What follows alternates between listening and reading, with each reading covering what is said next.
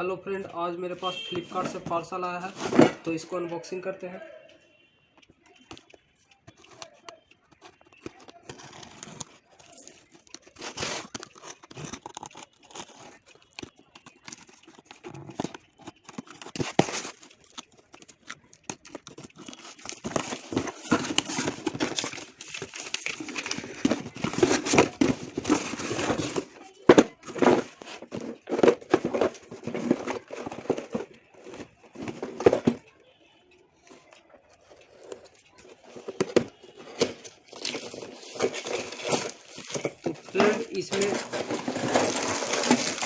friend इसमें ये kitchen का टूल है,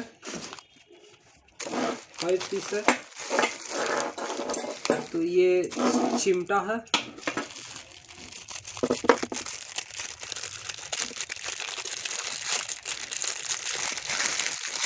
ये लेमन स्क्वीजर है,